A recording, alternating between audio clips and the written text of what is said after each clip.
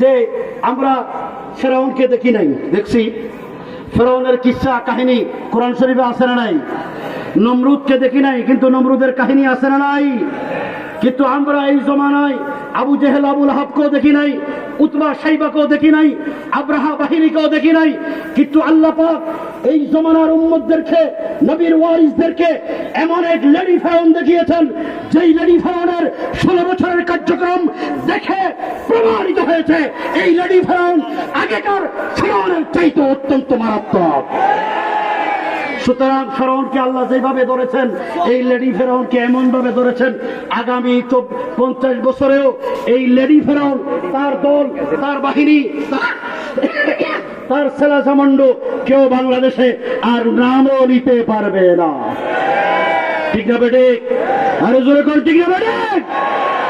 এখান থেকে শিক্ষা নিতে হবে, এখান থেকে শিক্ষা নিতে হবে। যদি শিক্ষা গ্রহণ করানো হয়, আল্লাহ এই লেডি ফেরাউন এবং তার বাহিনীকে যেই পরিণতি করে গড়িয়েছেন, আগামী দিনে যদি কেউ লেডি ফেরাউনের মতো নির্দব্য ফেরাউন হতে চায়, তাদের ভাগ্যে আরো কঠিন অবস্থা তৈরি হবে।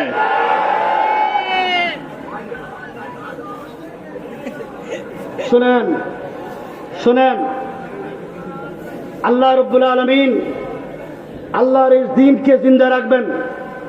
আমরা যদি দ্বীনের পাহারাদারি না করি, কিন্তু আল্লাহ পাক কোনো না কোনো কাউকে দিয়ে আল্লাহর এই দ্বীনের পাহারাদারি করবেন। ঠিক না বেটে? ঠিক না?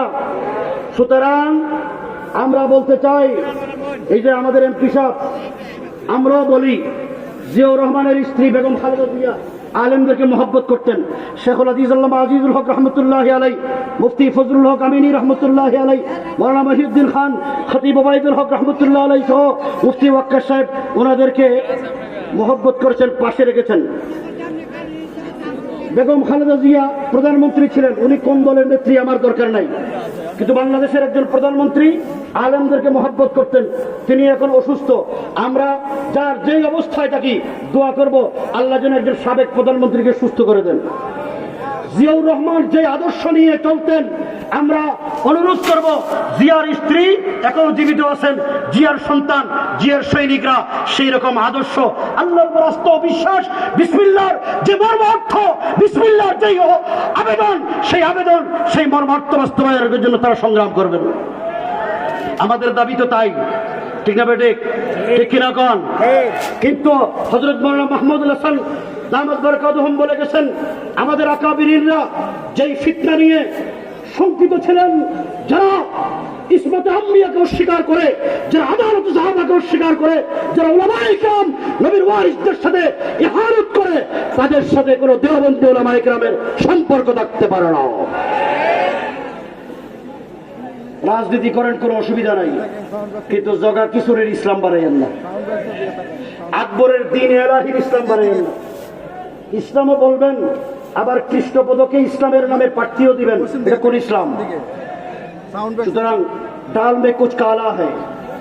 দেশ যদি আপনাদের কারণে কোনো ক্ষতিগ্রস্ত হয়, এই দেশে সবাই কিন্তু ক্ষতিগ্রস্ত হবে। এই জন্য আপনাদেরকে বলি, এই দেশ আমাদের, এই দেশ কাদের? আমরা এদেশের জন্মভূমি, এদেশে জন্ম লাভ করেছি। ঠিক না বেটে? আমরা এদেশের পাহারাদার। বলেন, আমরা এদেশের পাহারাদার।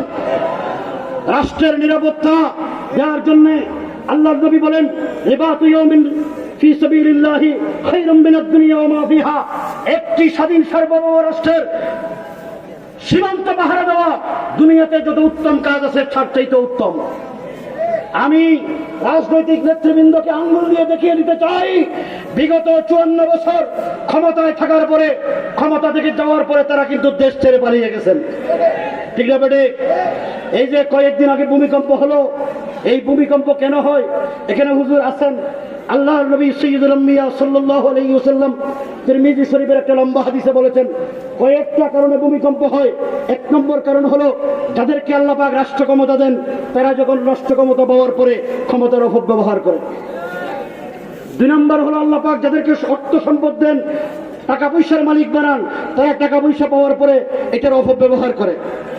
3 নম্বর হলো, সমাজে রাষ্ট্রে এমন কিছু নেতৃত্ব সৃষ্টি হয়, যে নেতৃত্ব